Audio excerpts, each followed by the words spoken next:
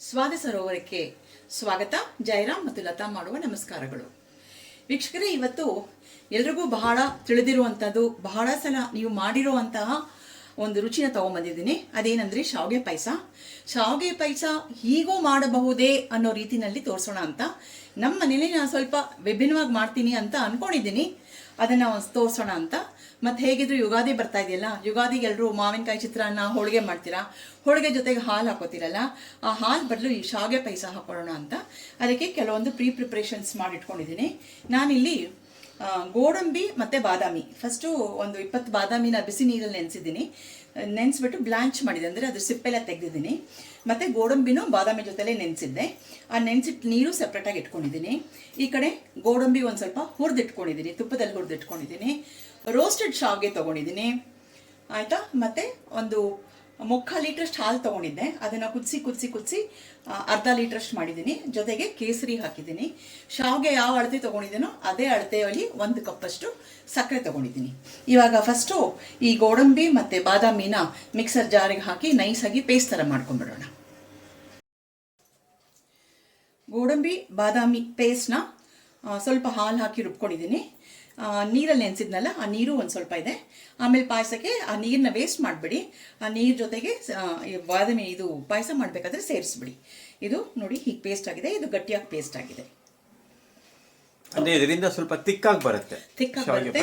ಒಂದು 20 ಬಾದಾಮಿ ಮತ್ತೆ ಒಂದು 20-25 ಚಿಕ್ಕ ಕಟ್ ಸ್ಮಾಲ್ ಪೀಸ್ ಗೋಡಂಬಿ ತಗೊಂಡಿದ್ದೀನಿ ನಾನು.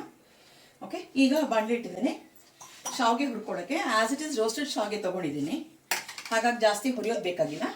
ಇದಕ್ಕೊಂದು 2 ಟೀ ಸ್ಪೂನ್ ಅಷ್ಟು ತುಪ್ಪ ಹಾಕೋತಾ ಇದ್ದೀನಿ.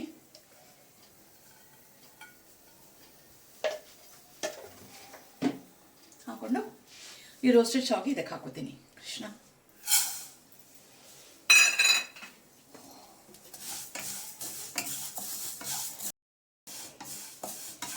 ಚೆನ್ನಾಗಿ ಹುರಿದಿದೆ. ತುಪ್ಪದ ವಾಸನೆ ಬರ್ತಿದೆ, ಮತ್ತು ಶಾವಿಗೆ ಹುರಿದಿದ್ದ ಪರಿಮಳನೂ ಬರ್ತಾ ಇದೆ. ಇವಾಗ ಇದು ಬೇಯಬೇಕಲ್ಲ, ಸೊ ಅದಕ್ಕೆ ಒಂದು ಸ್ವಲ್ಪ ನೀರು ಹಾಕೊಳ್ಳೋಣ. ಸ್ವಲ್ಪ ಪ್ರಮಾಣದಲ್ಲಿ ನೀರು ಹಾಕೊಳ್ಳೋಣ.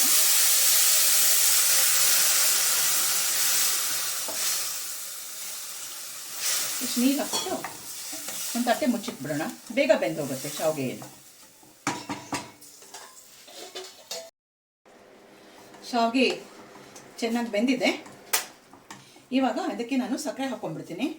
ಯಾವ ಕಪ್ಪಲ್ಲಿ ನಾನು ಶಾವಿಗೆ ತೊಗೊಂಡಿದ್ನೋ ಅದೇ ಕಪ್ಪಲ್ಲಿ 1 ಕಪ್ಪಷ್ಟು ಅಥವಾ 3/4 ಕಪ್ಪಷ್ಟೇ ಹಾಕೋಬೋದೇನೋ. ಸಿಹಿ ಜಾಸ್ತಿ ಬೇಕು ಅನ್ನೋರು 1 ಕಪ್ ಹಾಕೊಳ್ಳಿ, ಇಲ್ಲ ತುಂಬ ಜಾಸ್ತಿ ಬೇಕನ್ನೋ ಇನ್ನೊಂದು ಸ್ವಲ್ಪ ಜಾಸ್ತಿ ಹಾಕೋಬೋದು.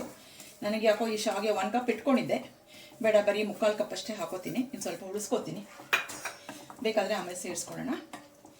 ಇದನ್ನು 2 ಚೆನ್ನಾಗಿ ಮಿಕ್ಸ್ ಆಗೋಕ್ಕೆ ಸ್ವಲ್ಪ ಹೊತ್ತು ಬಿಟ್ಬಿಡೋಣ. 1-2 ಕುದಿ ಬರೋವರೆಗೂ ವೆಯ್ಟ್ ಮಾಡೋಣ. ಮುಚ್ಚಿಡ್ತಿದ್ದೀನಿ. ಶಾವಿಗೆ ಸಕ್ಕರೆ ಚೆನ್ನಾಗಿ ಬೆರೆತಿದೆ, ಬೆಂದು ಸೇರಿ ಗಟ್ಟಿಯಾಗಿದೆ ನೋಡಿ. 2 ಚೆನ್ನಾಗಿ ಬೆರೆತ್ಕೊಂಡಿದೆ. ಇವಾಗ ನಾನು ಅದು ಗೋಡಂಬಿ ಮತ್ತು ಬಾದಾಮಿ ಏನು ಮಿಶ್ರಣ ಹಾಲಲ್ಲಿ ರುಬ್ಕೊಂಡಿದ್ನಲ್ಲ, ಅದನ್ನು ಇದಕ್ಕೆ ಸೇರಿಸ್ಕೊಂಡ್ಬಿಡೋಣ. ಒಂದು ಸ್ವಲ್ಪ ಕ್ರೀಮಿ ಟೆಕ್ಸ್ಚರ್ ಬರುತ್ತೆ ನಿಮಗೆ. ಎಷ್ಟೋ ಜನ ಈ ಕೋವಾ ಸೇರಿಸ್ತಾರಲ್ಲ, ಕೋವಾ ಸೇರಿಸ್ದಂಗಿರುತ್ತೆ. ಅದು ನೆನೆಸಿಟ್ಟಿದ್ದ ಹಾಲು, ಆ ಹಾಲನ್ನು ಸ್ವಲ್ಪ ಹಾಕೊಂಡ್ಬಿಟ್ಟು ಜಾರಿಗೆ ಪೂರ್ತಿಲಿ ಇರೋದನ್ನು ತೊಗೊಂಡ್ಬಿಡೋಣ.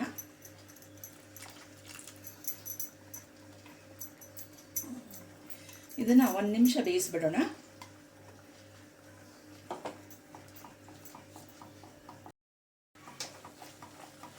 ಕುದೀತಾ ಇದೆ ಈಗ. ಇವಾಗ ನಾನು ಹಾಲು ಒಂದು ರೆಡಿ ಮಾಡಿ ಇಟ್ಕೊಂಡಿದ್ದೀನಿ ಅಂತ ಹೇಳಿದ್ನೆಲ್ಲ, ಕೇಸರಿ ಹಾಕಿ 3/4 ಲೀಟ್ರ್ ಹಾಲು ಅರ್ಧ ಲೀಟ್ರ್ ಮಾಡಿ ಇಟ್ಕೊಂಡಿದ್ದೀನಿ. ಇದನ್ನು ಈಗ ಸ್ವಲ್ಪವಾಗಿ ಸೇರಿಸೋಣ. ಅದು ಚೆನ್ನಾಗಿ ಕುದ್ದು ನೋಡಿ, ಕೆನೆ ಎಷ್ಟು ಚೆನ್ನಾಗಿ ಕಟ್ಟಿದೆ. ಇದನ್ನು ಸೇರಿಸ್ಕೊಳ್ಳೋಣ. ಇದಕ್ಕೆ ಒಳ್ಳೆ ಸಿಮ್ ಮಾಡ್ಕೊಂಬಿಡಿ, ಸಣ್ಣ ಉರಿಲಿರಲಿ. ಹಾಲು ಹಾಕಿದ್ಮೇಲೆ ಜಾಸ್ತಿ ಕುದಿಯೋದು ಬೇಡ. ನಿಮ್ಮ ಮನೇಲಿ ಎಷ್ಟು ಜನ ಇರ್ತಾರೆ ಅಂತ ನೋಡಿಕೊಂಡು ಅಷ್ಟು ಅಮೌಂಟ್ ಅಷ್ಟು ನೀವು ಬೇಕಾದರೆ ಹಾಲು ಹಾಕೋಬೋದು. ನಮ್ಮ ಮನೇಲಿ ಸ್ವಲ್ಪ ಎಲ್ರಿಗೂ ಪಾಯಸ ಜಾಸ್ತಿ ಇಷ್ಟ ಅಂತ ಹೇಳಿ ಸ್ವಲ್ಪ ಜಾಸ್ತಿನೇ ಹಾಕೋತಾ ಇದ್ದೀನಿ ನಾನು.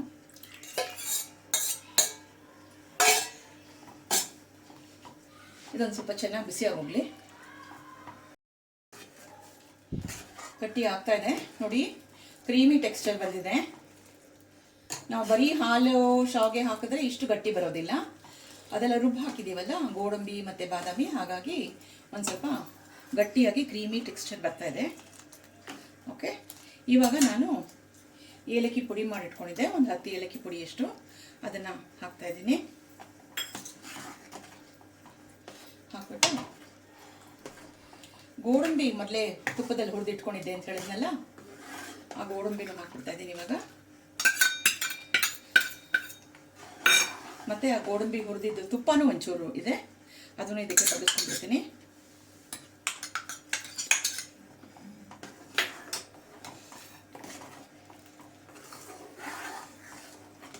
ನೋಡಿ ಎಷ್ಟು ಚೆನ್ನಾಗಿ ಕಾಣಿಸ್ತಾ ಇದೆ. ಇದ್ರ ಜೊತೆಗೆ 4 ಹೋಳಿಗೆಯನ್ನೇ ಬಾರಿಸ್ಬೋದು ನಾವು. ಫಸ್ಟ್ ಕ್ಲಾಸಾಗಿದೆ, ಅಷ್ಟು ತಿಕ್ಕಾಗಿದೆ. ಸೊ ಇನ್ನೇನು 15 ದಿನಕ್ಕೆ ಯುಗಾದಿ ಬರುತ್ತೆ. ಆ ಯುಗಾದಿ ಜೊತೆಗೆ ಈ ರೀತಿ ನೀವು ಪಾಯಸ ಮಾಡ್ಕೊಳ್ಳಿ, ಆಯಿತಾ. ಹೀಗೆಲ್ಲ ಮುಗಿತಾ ಬಂತು. ಎಲ್ಲ ಆದಮೇಲೆ ಒಂದು ಸ್ವಲ್ಪ ಪಿಸ್ತಾ ಪುಡಿ ಮಾಡಿ ಇಟ್ಕೊಂಡಿದ್ದೀನಿ. ಇದು ಹಾಕಲೇಬೇಕು ಅಂತಿಲ್ಲ, ನನ್ನ ಮನೆಯಲ್ಲಿತ್ತು, ಹಾಗಾಗಿ ಈಗ ನಾನು ಗ್ಯಾಸ್ ಆಫ್ ಮಾಡ್ತಾ ಇದ್ದೀನಿ. ಕುದಿಯೋಕೆ ಬಂದುಬಿಟ್ಟಿದೆ, ಅದಕ್ಕೋಸ್ಕರ ಆಫ್ ಮಾಡಿಬಿಟ್ಟು ಇದ್ರ ಮೇಲೆ ಒಂದು ಸ್ವಲ್ಪ ಹೀಗೆ ಪಿಸ್ತಾ ಉದುರಿಸ್ಬಿಟ್ರೆ ಬಾಯಿಗೂ ರುಚಿ, ಕಣ್ಣಿಗೂ ನೋಡೋಕ್ಕೆ ಹಬ್ಬದಂಗಿರುತ್ತೆ. ಹೀಗೆ ಮಾಡಿಕೊಂಡ್ರೆ ನಮ್ಮ ಭಿನ್ನ ರೀತಿಯ ಶಾವಿಗೆ ಪಾಯಸ ರೆಡಿ ಇದೆ. ವೀಕ್ಷಕರೇ, ನೀವು ಎಲ್ಲ ಮನೇಲಿ ಇದನ್ನು ಟ್ರೈ ಮಾಡಿ, ಚೆನ್ನಾಗಿ ಬರುತ್ತೆ. ಖಂಡಿತವಾಗಿ ನಿಮ್ಮೆಲ್ರಿಗೂ ಇಷ್ಟ ಆಗುತ್ತೆ ಅಂತ ಅಂದ್ಕೊಂಡಿದ್ದೀನಿ. ಇದನ್ನು ಮಾಡಿ ಹೇಗೆ ಬಂತು ಅಂತ ಹೇಳಿ ಒಬ್ಬರ ಜೊತೆಗೆ ತಿಂದು ಯುಗಾದಿನ ಆಚರಿಸಿ. ನಮ್ಮ ಸ್ವಾದ ಸರೋವರ ಚಾನೆಲ್ನ ಎಲ್ಲರೂ ಲೈಕು, ಶೇರು, ಸಬ್ಸ್ಕ್ರೈಬ್ ಮಾಡಿ. ನಿಮ್ಮ ಕಡೆಯಿಂದ ನಾವು ಹೆಚ್ಚು ಪ್ರೋತ್ಸಾಹ ನೋಡ್ತಾ ಇದ್ದೀವಿ. ನಿಮ್ಮ ಪ್ರೋತ್ಸಾಹದಿಂದ, ನಿಮ್ಮ ಕಾಮೆಂಟ್ಸಿಂದನೇ ನಮಗೆ ಮತ್ತು ಹೆಚ್ಚು ಅಡುಗೆ ಮಾಡಬೇಕು ಅನ್ಸೋದು. ಸಬ್ಸ್ಕ್ರೈಬ್ ಮಾಡಿ ಬೆಲ್ ಐಕಾನ್ ಪ್ರೆಸ್ ಮಾಡಿ. ಬೆಲ್ ಐಕಾನ್ ಪ್ರೆಸ್ ಮಾಡಿದ್ರೆ ನಾವು ಮಾಡೋ ಎಲ್ಲ ಅಡುಗೆಗಳ ನೋಟಿಫಿಕೇಶನ್ ನಿಮಗೆ ತಲುಪತ್ತೆ. ಎಷ್ಟು ಹೇಳಿ, ಜಯರಾಮ್ ಮತ್ತು ಲತಾ ನಾವು ನಮ್ಮ ಈ ವಿಡಿಯೋನ ಮುಗಿಸ್ತಾ ಇದ್ದೀವಿ. ಮುಂದಿನ ವಿಡಿಯೋಲಿ ಸಿಗೋಣ. ಅಷ್ಟವರೆಗೂ ನಮಸ್ಕಾರಗಳು.